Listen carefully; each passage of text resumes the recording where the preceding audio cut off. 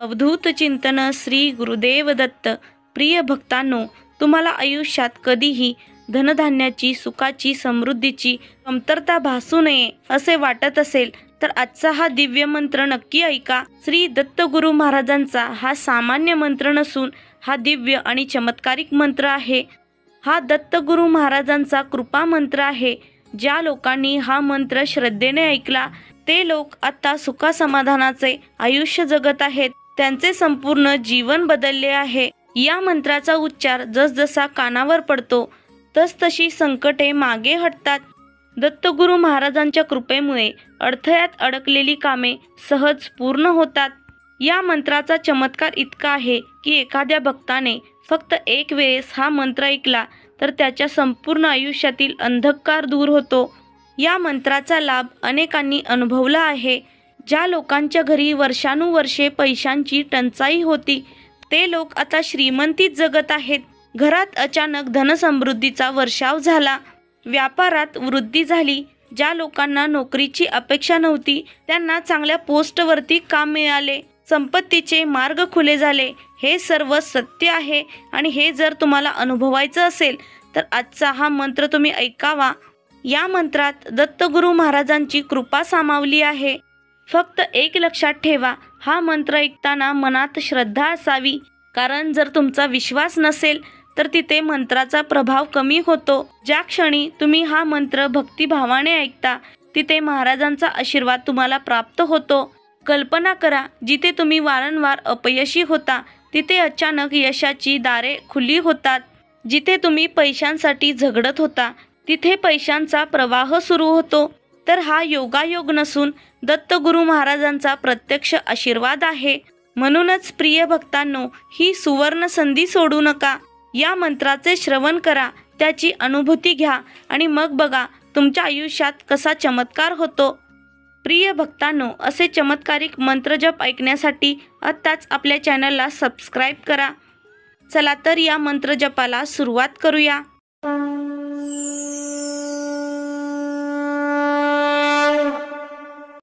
ओम दिगंबराय विद्महे योगीश्वराय धीमहि तन्नो दत्त प्रचोदयात्. ओम दिगंबराय विद्महे योगीश्वराय धीमहि तन्नो दत्त प्रचोदयात्. ओम दिगंबराय विद्महे योगीश्वराय धीमहि तन्नो दत्त प्रचोदयात्. ओम दिगंबराय विद्महे योगीश्वराय धीमहि तन्नो दत्त प्रचोदयात्. ओम दिगंबराय विद्महे योगीश्वराय धीमहि तन्नो दत्त प्रचोदयात्. ओम दिगंबराय विद्महे योगीश्वराय धीमहि तन्नो दत्त प्रचोदयात्. ओम दिगंबराय विद्महे योगीश्वराय धीमहि तन्नो दत्त प्रचोदयात्. ओम दिगंबराय विद्महे योगीश्वराय धीमहि तन्नो दत्त प्रचोदयात्. ओम दिगंबराय विद्महे योगीश्वराय धीमहि तन्नो दत्त प्रचोदयात्. ओम दिगंबराय विद्महे योगीश्वराय धीमहि तन्नो दत्त प्रचोदयात्. ओम दिगंबराय विद्महे योगीश्वराय धीमहि तन्नो दत्त प्रचोदयात्. ओम दिगंबराय विद्महे योगीश्वराय धीमहि तन्नो दत्त प्रचोदयात्. ओम दिगंबराय विद्महे योगीश्वराय धीमहि तन्नो दत्त प्रचोदयात्. ओम दिगंबराय विद्महे योगीश्वराय धीमहि तन्नो दत्त प्रचोदयात्. ओम दिगंबराय विद्महे योगीश्वराय धीमहि तन्नो दत्त प्रचोदयात्. ओम दिगंबराय विद्महे योगीश्वराय धीमहि तन्नो दत्त प्रचोदयात्. ओम दिगंबराय विद्महे योगीश्वराय धीमहि तन्नो दत्त प्रचोदयात्. ओम दिगंबराय विद्महे योगीश्वराय धीमहि तन्नो दत्त प्रचोदयात्। ॐ दिगम्बराय विद्महे योगीश्वराय धीमहि तन्नो दत्त प्रचोदयात्। ॐ दिगम्बराय विद्महे योगीश्वराय धीमहि तन्नो दत्त प्रचोदयात्। ॐ दिगम्बराय विद्महे योगीश्वराय धीमहि तन्नो दत्त प्रचोदयात्। ॐ दिगम्बराय विद्महे योगीश्वराय धीमहि तन्नो दत्त प्रचोदयात्। ॐ दिगम्बराय विद्महे योगीश्वराय धीमहि तन्नो दत्त प्रचोदयात्। ॐ दिगम्बराय विद्महे योगीश्वराय धीमहि तन्नो दत्त प्रचोदयात्। ॐ दिगम्बराय विद्महे योगीश्वराय धीमहि तन्नो दत्त प्रचोदयात्। ॐ दिगम्बराय विद्महे योगीश्वराय धीमहि तन्नो दत्त प्रचोदयात्। ॐ दिगम्बराय विद्महे योगीश्वराय धीमहि तन्नो दत्त प्रचोदयात्। ॐ दिगम्बराय विद्महे योगीश्वराय धीमहि तन्नो दत्त प्रचोदयात्। ॐ दिगम्बराय विद्महे योगीश्वराय धीमहि तन्नो दत्त प्रचोदयात्। ॐ दिगम्बराय विद्महे योगीश्वराय धीमहि तन्नो दत्त प्रचोदयात्। ॐ दिगम्बराय विद्महे योगीश्वराय धीमहि तन्नो दत्त प्रचोदयात्। ॐ दिगम्बराय विद्महे योगीश्वराय धीमहि तन्नो दत्त प्रचोदयात्। ॐ दिगम्बराय विद्महे योगीश्वराय धीमहि तन्नो दत्त प्रचोदयात्। ॐ दिगम्बराय विद्महे योगीश्वराय धीमहि तन्नो दत्त प्रचोदयात्। ॐ दिगम्बराय विद्महे योगीश्वराय धीमहि तन्नो दत्त प्रचोदयात्। ॐ दिगम्बराय विद्महे योगीश्वराय धीमहि तन्नो दत्त प्रचोदयात्। ॐ दिगम्बराय विद्महे योगीश्वराय धीमहि तन्नो दत्त प्रचोदयात्। ॐ दिगम्बराय विद्महे योगीश्वराय धीमहि तन्नो दत्त प्रचोदयात्। ॐ दिगम्बराय विद्महे योगीश्वराय धीमहि तन्नो दत्त प्रचोदयात्। ॐ दिगम्बराय विद्महे योगीश्वराय धीमहि तन्नो दत्त प्रचोदयात्। ॐ दिगम्बराय विद्महे योगीश्वराय धीमहि तन्नो दत्त प्रचोदयात्। ॐ दिगम्बराय विद्महे योगीश्वराय धीमहि तन्नो दत्त प्रचोदयात्। ॐ दिगम्बराय विद्महे योगीश्वराय धीमहि तन्नो दत्त प्रचोदयात्। ॐ दिगम्बराय विद्महे योगीश्वराय धीमहि तन्नो दत्त प्रचोदयात्। ॐ दिगम्बराय विद्महे योगीश्वराय धीमहि तन्नो दत्त प्रचोदयात्। ॐ दिगम्बराय विद्महे योगीश्वराय धीमहि तन्नो दत्त प्रचोदयात्। ॐ दिगम्बराय विद्महे योगीश्वराय धीमहि तन्नो दत्त प्रचोदयात्।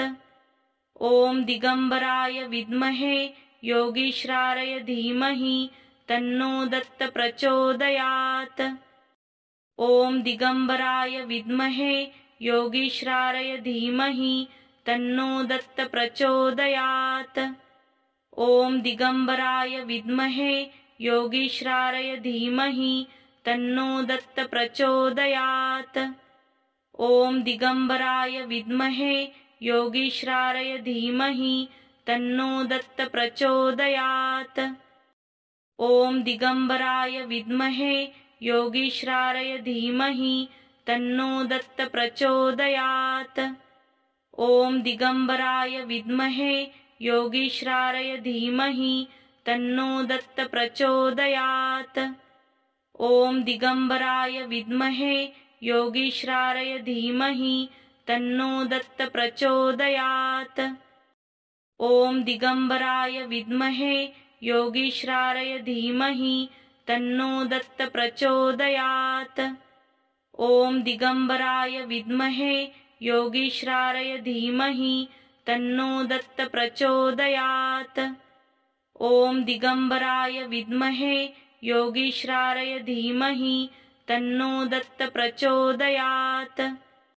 ॐ दिगम्बराय विद्महे योगीश्वराय धीमहि तन्नो दत्त प्रचोदयात्। ॐ दिगम्बराय विद्महे योगीश्वराय धीमहि तन्नो दत्त प्रचोदयात्। ॐ दिगम्बराय विद्महे योगीश्वराय धीमहि तन्नो दत्त प्रचोदयात्।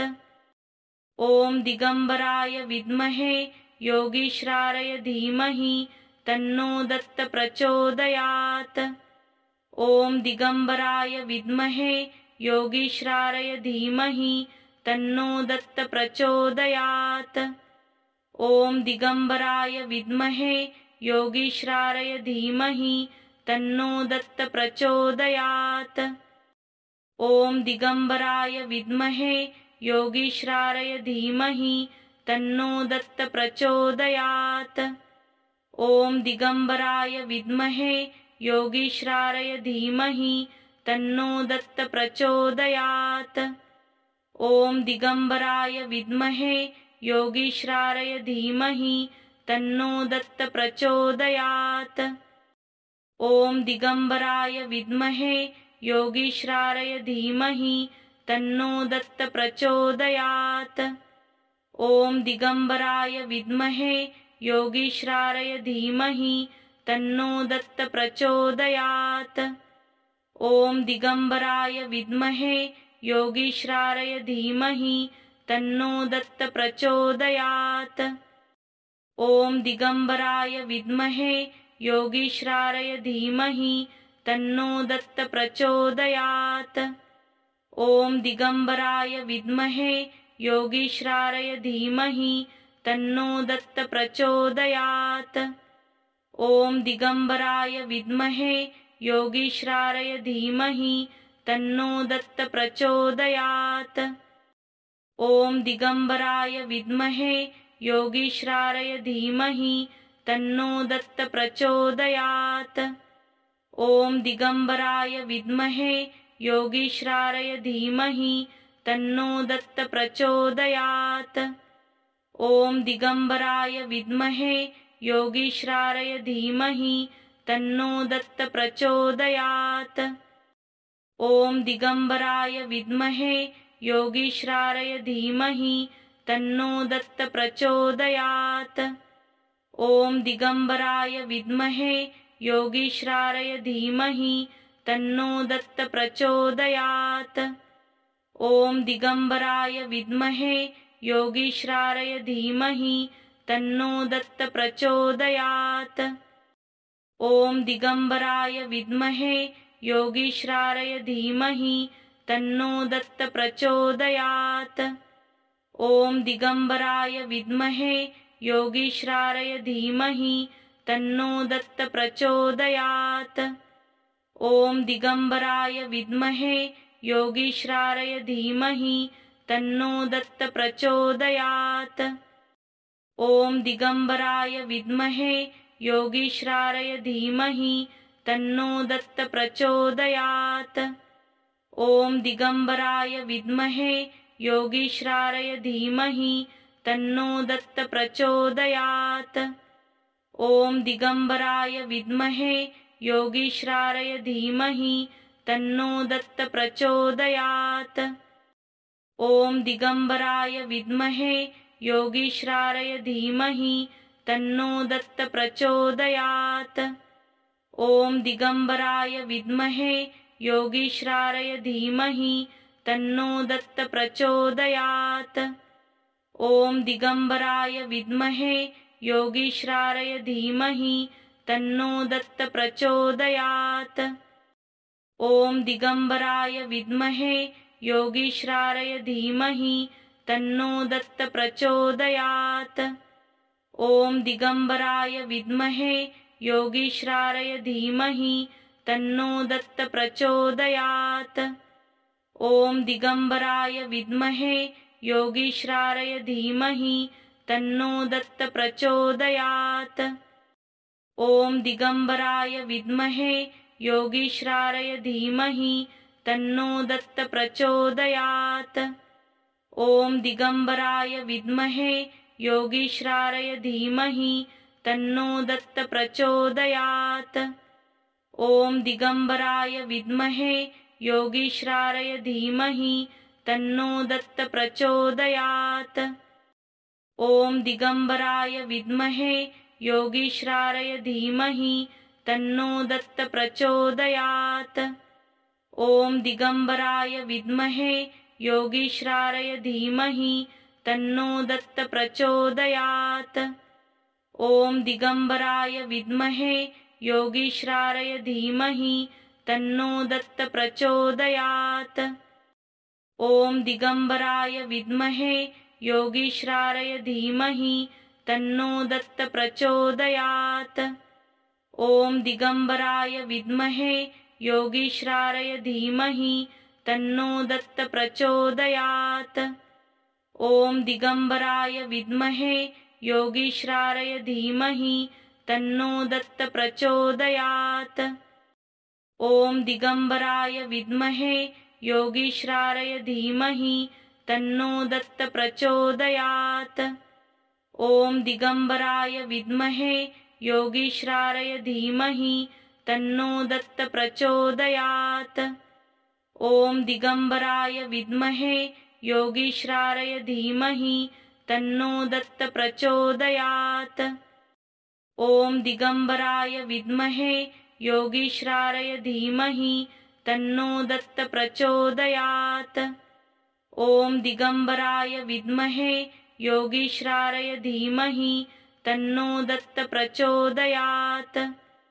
ॐ दिगम्बराय विद्महे योगीश्वराय धीमहि तन्नो दत्त प्रचोदयात्।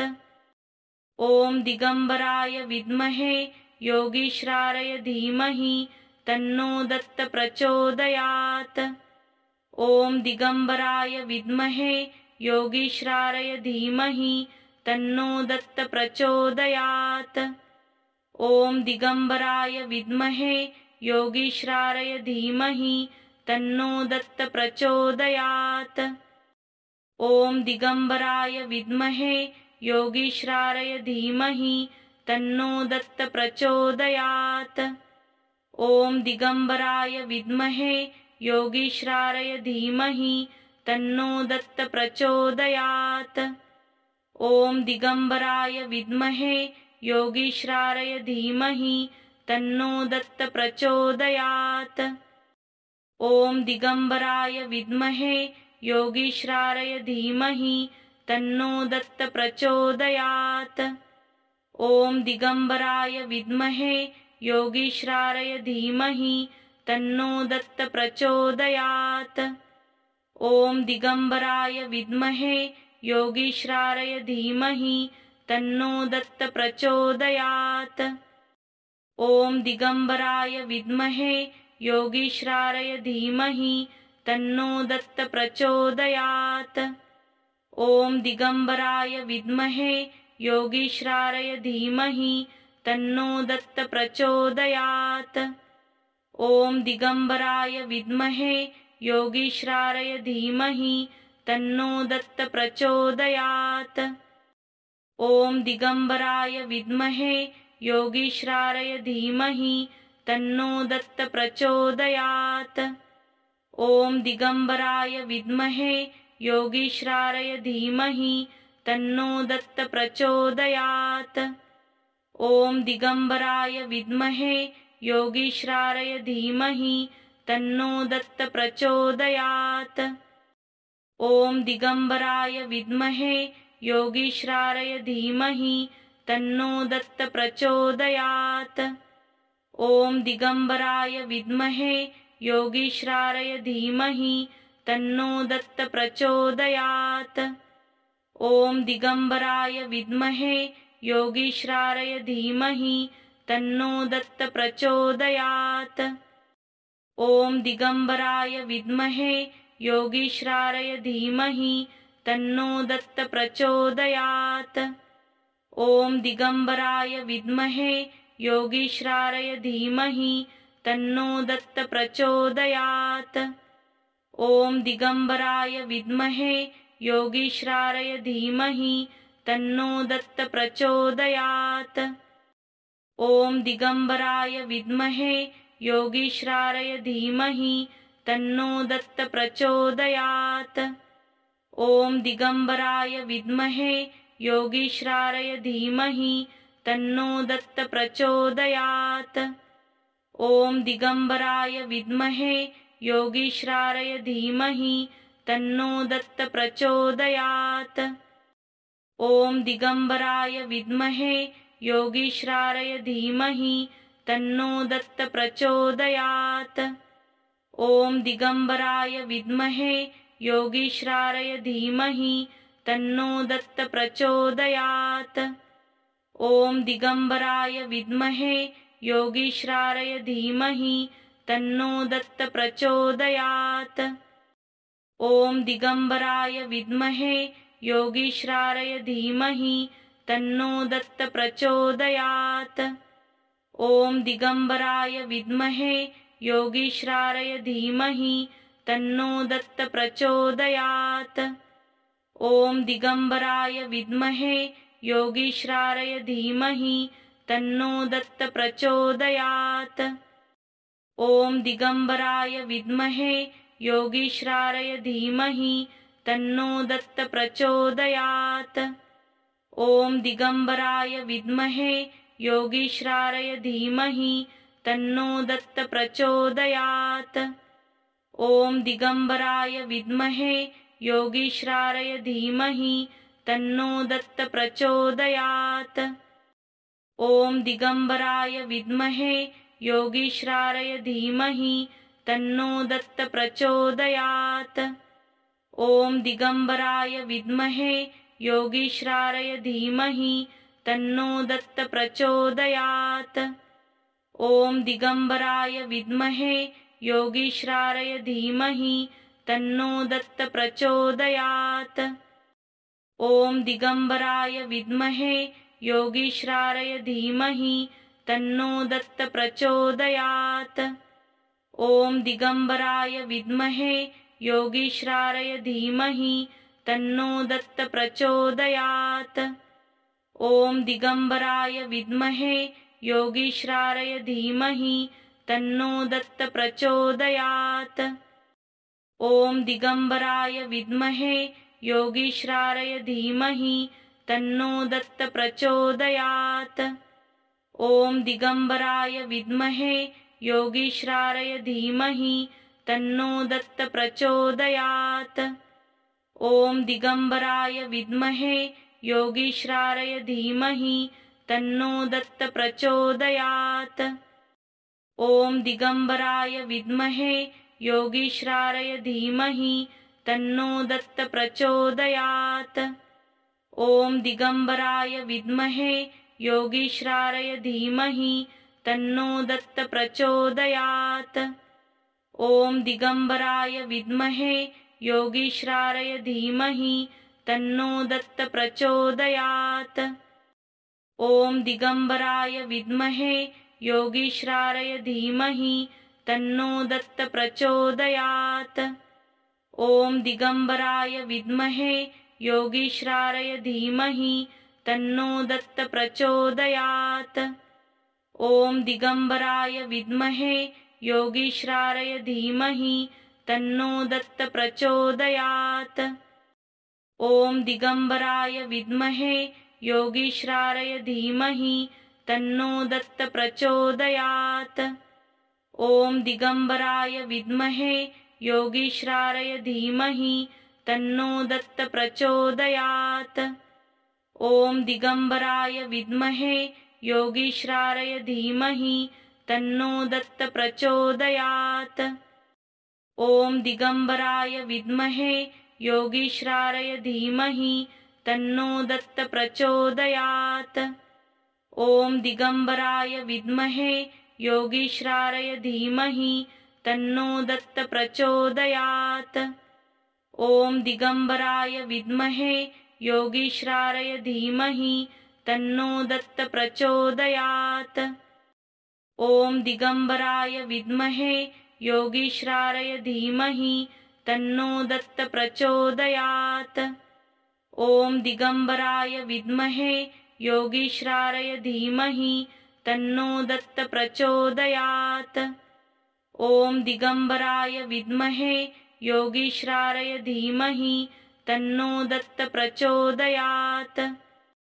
ॐ दिगम्बराय विद्महे योगीश्वराय धीमहि तन्नो दत्त प्रचोदयात्। ॐ दिगम्बराय विद्महे योगीश्वराय धीमहि तन्नो दत्त प्रचोदयात्। ॐ दिगम्बराय विद्महे योगीश्वराय धीमहि तन्नो दत्त प्रचोदयात्। ॐ दिगम्बराय विद्महे योगीश्वराय धीमहि तन्नो दत्त प्रचोदयात्। ॐ दिगम्बराय विद्महे योगीश्वराय धीमहि तन्नो दत्त प्रचोदयात्। ॐ दिगम्बराय विद्महे योगीश्वराय धीमहि तन्नो दत्त प्रचोदयात्। ॐ दिगम्बराय विद्महे योगीश्वराय धीमहि तन्नो दत्त प्रचोदयात्। ॐ दिगम्बराय विद्महे योगीश्वराय धीमहि तन्नो दत्त प्रचोदयात्।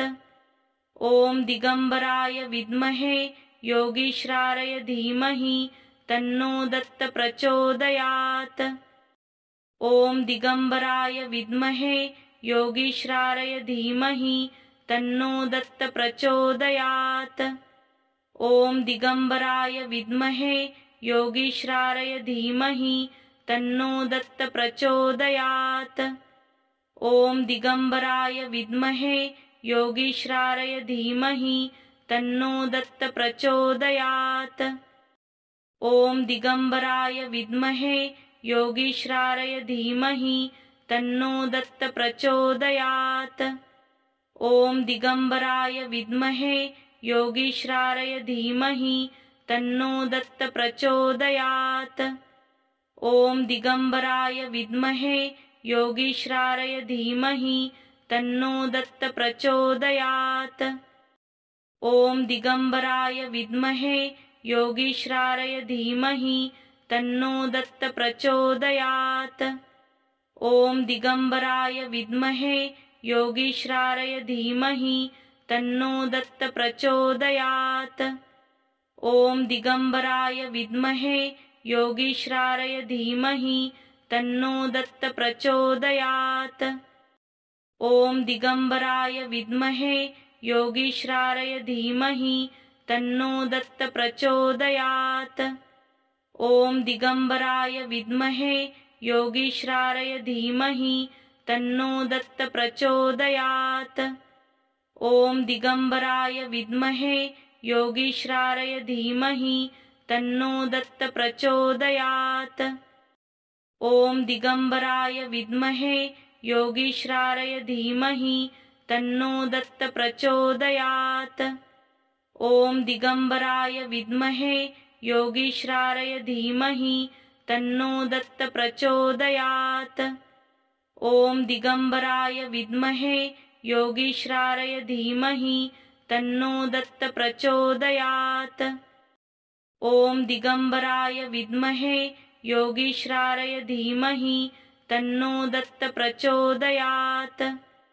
ॐ दिगम्बराय विद्महे योगीश्वराय धीमहि तन्नो दत्त प्रचोदयात्।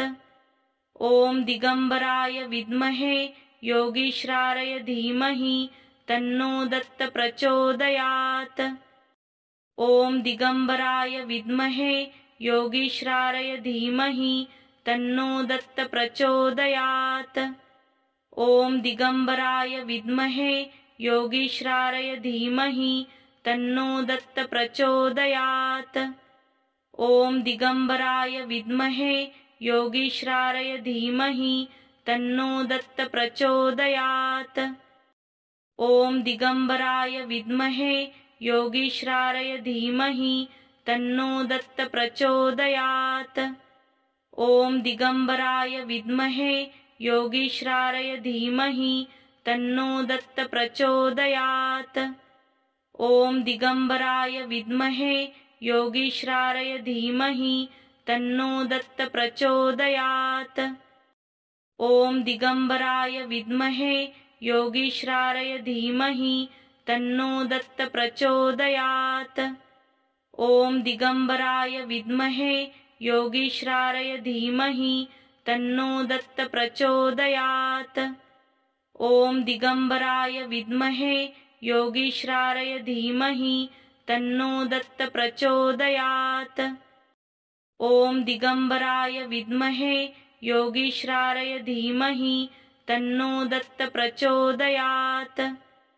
ॐ दिगम्बराय विद्महे योगीश्वराय धीमहि तन्नो दत्त प्रचोदयात्। ॐ दिगम्बराय विद्महे योगीश्वराय धीमहि तन्नो दत्त प्रचोदयात्। ॐ दिगम्बराय विद्महे योगीश्वराय धीमहि तन्नो दत्त प्रचोदयात्। ॐ दिगम्बराय विद्महे योगीश्वराय धीमहि तन्नो दत्त प्रचोदयात्। ॐ दिगम्बराय विद्महे योगीश्वराय धीमहि तन्नो दत्त प्रचोदयात्। ॐ दिगम्बराय विद्महे योगीश्वराय धीमहि तन्नो दत्त प्रचोदयात्। ॐ दिगम्बराय विद्महे योगीश्वराय धीमहि तन्नो दत्त प्रचोदयात्। ॐ दिगम्बराय विद्महे योगीश्वराय धीमहि तन्नो दत्त प्रचोदयात्। ॐ दिगम्बराय विद्महे योगीश्वराय धीमहि तन्नो दत्त प्रचोदयात्। ॐ दिगम्बराय विद्महे योगीश्वराय धीमहि तन्नो दत्त प्रचोदयात्। ॐ दिगम्बराय विद्महे योगीश्वराय धीमहि तन्नो दत्त प्रचोदयात्। ॐ दिगम्बराय विद्महे योगीश्वराय धीमहि तन्नो दत्त प्रचोदयात्।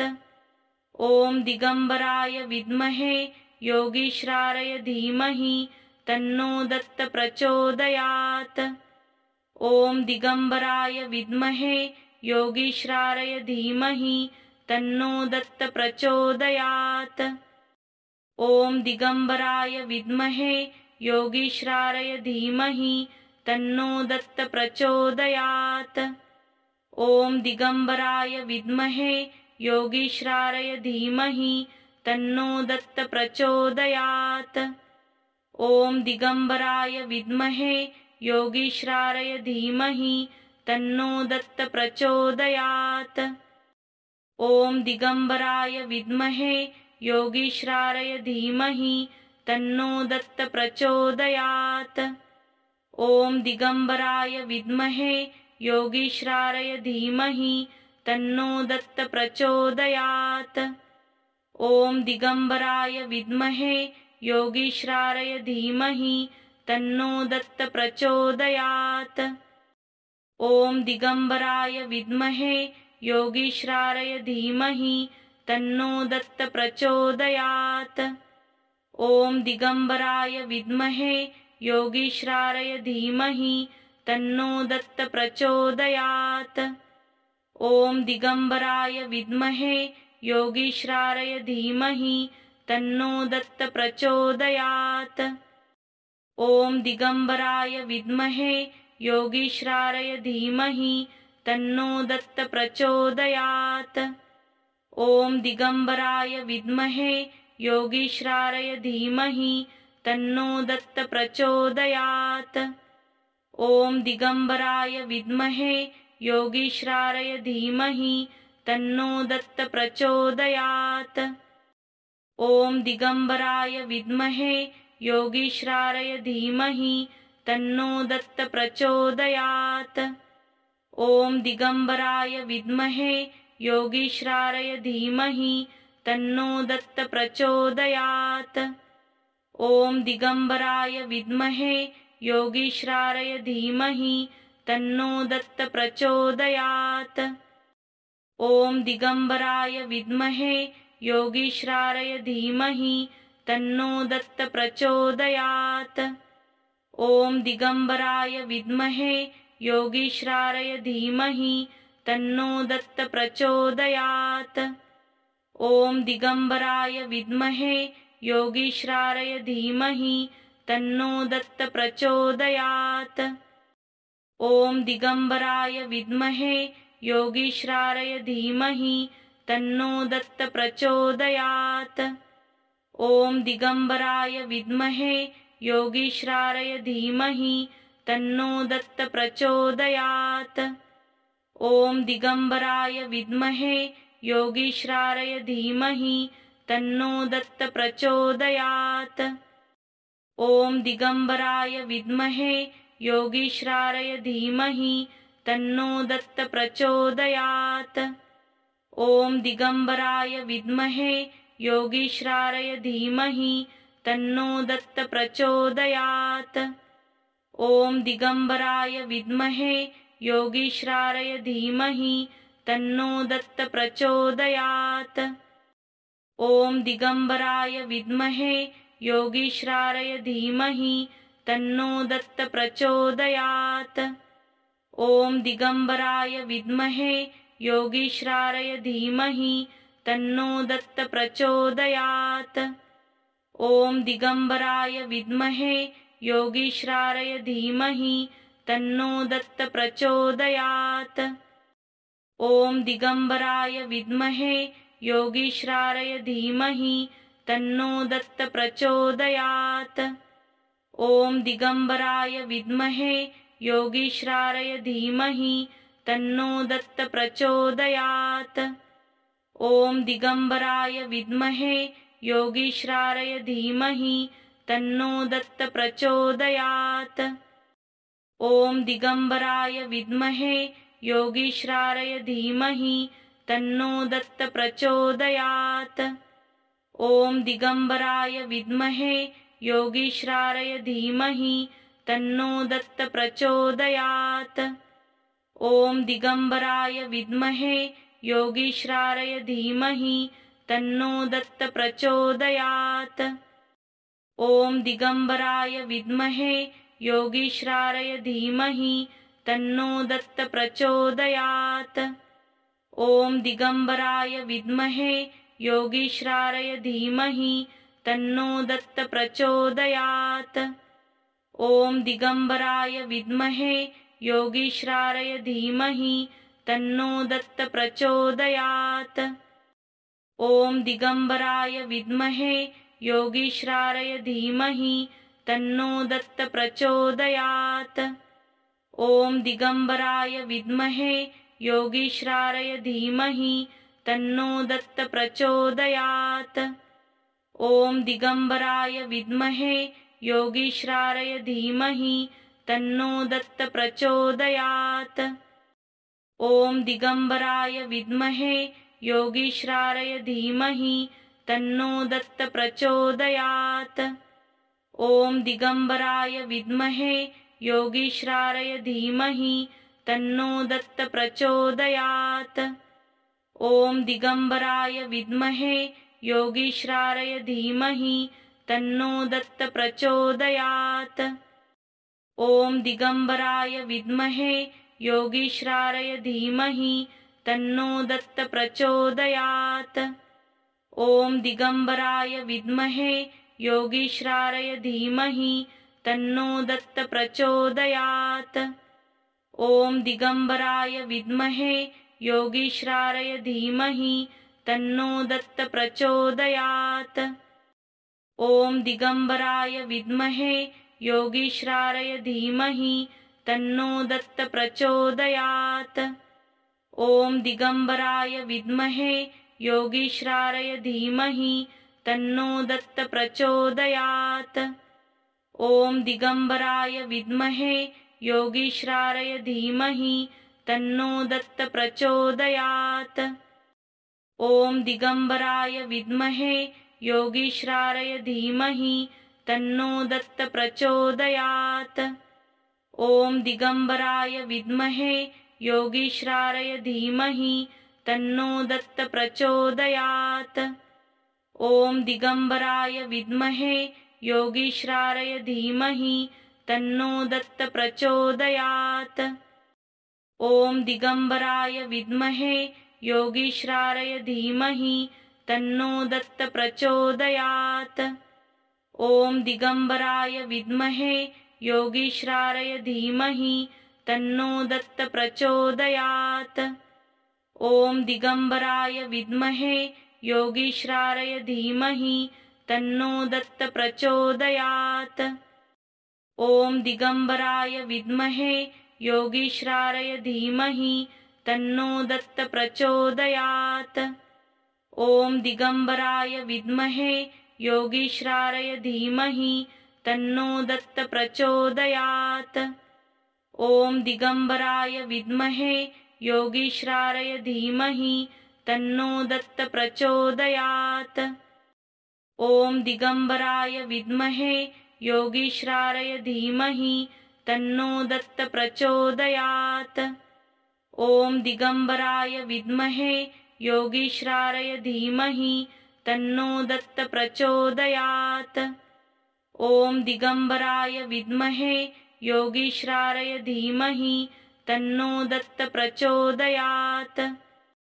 ॐ दिगम्बराय विद्महे योगीश्वराय धीमहि तन्नो दत्त प्रचोदयात्। ॐ दिगम्बराय विद्महे योगीश्वराय धीमहि तन्नो दत्त प्रचोदयात्। ॐ दिगम्बराय विद्महे योगीश्वराय धीमहि तन्नो दत्त प्रचोदयात्। ॐ दिगम्बराय विद्महे योगीश्वराय धीमहि तन्नो दत्त प्रचोदयात्। ॐ दिगम्बराय विद्महे योगीश्वराय धीमहि तन्नो दत्त प्रचोदयात्। ॐ दिगम्बराय विद्महे योगीश्वराय धीमहि तन्नो दत्त प्रचोदयात्। ॐ दिगम्बराय विद्महे योगीश्वराय धीमहि तन्नो दत्त प्रचोदयात्। ॐ दिगम्बराय विद्महे योगीश्वराय धीमहि तन्नो दत्त प्रचोदयात्। ॐ दिगम्बराय विद्महे योगीश्वराय धीमहि तन्नो दत्त प्रचोदयात्। ॐ दिगम्बराय विद्महे योगीश्वराय धीमहि तन्नो दत्त प्रचोदयात्। ॐ दिगम्बराय विद्महे योगीश्वराय धीमहि तन्नो दत्त प्रचोदयात्। ॐ दिगम्बराय विद्महे योगीश्वराय धीमहि तन्नो दत्त प्रचोदयात्। ॐ दिगम्बराय विद्महे योगीश्वराय धीमहि तन्नो दत्त प्रचोदयात्। ॐ दिगम्बराय विद्महे योगीश्वराय धीमहि तन्नो दत्त प्रचोदयात्। ॐ दिगम्बराय विद्महे योगीश्वराय धीमहि तन्नो दत्त प्रचोदयात्।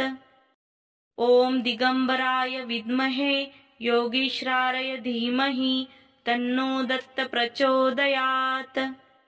ॐ दिगम्बराय विद्महे योगीश्वराय धीमहि तन्नो दत्त प्रचोदयात्। ॐ दिगम्बराय विद्महे योगीश्वराय धीमहि तन्नो दत्त प्रचोदयात्। ॐ दिगम्बराय विद्महे योगीश्वराय धीमहि तन्नो दत्त प्रचोदयात्। ॐ दिगम्बराय विद्महे योगीश्वराय धीमहि तन्नो दत्त प्रचोदयात्। ॐ दिगम्बराय विद्महे योगीश्वराय धीमहि तन्नो दत्त प्रचोदयात्। ॐ दिगम्बराय विद्महे योगीश्वराय धीमहि तन्नो दत्त प्रचोदयात्।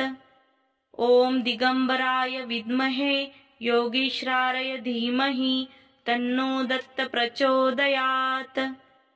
ॐ दिगम्बराय विद्महे योगीश्वराय धीमहि तन्नो दत्त प्रचोदयात्। ॐ दिगम्बराय विद्महे योगीश्वराय धीमहि तन्नो दत्त प्रचोदयात्। ॐ दिगम्बराय विद्महे योगीश्वराय धीमहि तन्नो दत्त प्रचोदयात्। ॐ दिगम्बराय विद्महे योगीश्वराय धीमहि तन्नो दत्त प्रचोदयात्। ॐ दिगम्बराय विद्महे योगीश्वराय धीमहि तन्नो दत्त प्रचोदयात्। ॐ दिगम्बराय विद्महे योगीश्वराय धीमहि तन्नो दत्त प्रचोदयात्। ॐ दिगम्बराय विद्महे योगीश्वराय धीमहि तन्नो दत्त प्रचोदयात्। ॐ दिगम्बराय विद्महे योगीश्वराय धीमहि तन्नो दत्त प्रचोदयात्। ॐ दिगम्बराय विद्महे योगीश्वराय धीमहि तन्नो दत्त प्रचोदयात्। ॐ दिगम्बराय विद्महे योगीश्वराय धीमहि तन्नो दत्त प्रचोदयात्। ॐ दिगम्बराय विद्महे योगीश्वराय धीमहि तन्नो दत्त प्रचोदयात्। ॐ दिगम्बराय विद्महे योगीश्वराय धीमहि तन्नो दत्त प्रचोदयात्। ॐ दिगम्बराय विद्महे योगीश्वराय धीमहि तन्नो दत्त प्रचोदयात्। ॐ दिगम्बराय विद्महे योगीश्वराय धीमहि तन्नो दत्त प्रचोदयात्। ॐ दिगम्बराय विद्महे योगीश्वराय धीमहि तन्नो दत्त प्रचोदयात्। ॐ दिगम्बराय विद्महे योगीश्वराय धीमहि तन्नो दत्त प्रचोदयात्। ॐ दिगम्बराय विद्महे योगीश्वराय धीमहि तन्नो दत्त प्रचोदयात्। ॐ दिगम्बराय विद्महे योगीश्वराय धीमहि तन्नो दत्त प्रचोदयात्। ॐ दिगम्बराय विद्महे योगीश्वराय धीमहि तन्नो दत्त प्रचोदयात्। ॐ दिगम्बराय विद्महे योगीश्वराय धीमहि तन्नो दत्त प्रचोदयात्। ॐ दिगम्बराय विद्महे योगीश्वराय धीमहि तन्नो दत्त प्रचोदयात्। ॐ दिगम्बराय विद्महे योगीश्वराय धीमहि तन्नो दत्त प्रचोदयात्। ॐ दिगम्बराय विद्महे योगीश्वराय धीमहि तन्नो दत्त प्रचोदयात्। ॐ दिगम्बराय विद्महे योगीश्वराय धीमहि तन्नो दत्त प्रचोदयात्। ॐ दिगम्बराय विद्महे योगीश्वराय धीमहि तन्नो दत्त प्रचोदयात्। ॐ दिगम्बराय विद्महे योगीश्वराय धीमहि तन्नो दत्त प्रचोदयात्। ॐ दिगम्बराय विद्महे योगीश्वराय धीमहि तन्नो दत्त प्रचोदयात्। ॐ दिगम्बराय विद्महे योगीश्वराय धीमहि तन्नो दत्त प्रचोदयात्। ॐ दिगम्बराय विद्महे योगीश्वराय धीमहि तन्नो दत्त प्रचोदयात्। ॐ दिगम्बराय विद्महे योगीश्वराय धीमहि तन्नो दत्त प्रचोदयात्। ॐ दिगम्बराय विद्महे योगीश्वराय धीमहि तन्नो दत्त प्रचोदयात्। ॐ दिगम्बराय विद्महे योगीश्वराय धीमहि तन्नो दत्त प्रचोदयात्। ॐ दिगम्बराय विद्महे योगीश्वराय धीमहि तन्नो दत्त प्रचोदयात्। ॐ दिगम्बराय विद्महे योगीश्वराय धीमहि तन्नो दत्त प्रचोदयात्। ॐ दिगम्बराय विद्महे योगीश्वराय धीमहि तन्नो दत्त प्रचोदयात्। ॐ दिगम्बराय विद्महे योगीश्वराय धीमहि तन्नो दत्त प्रचोदयात्।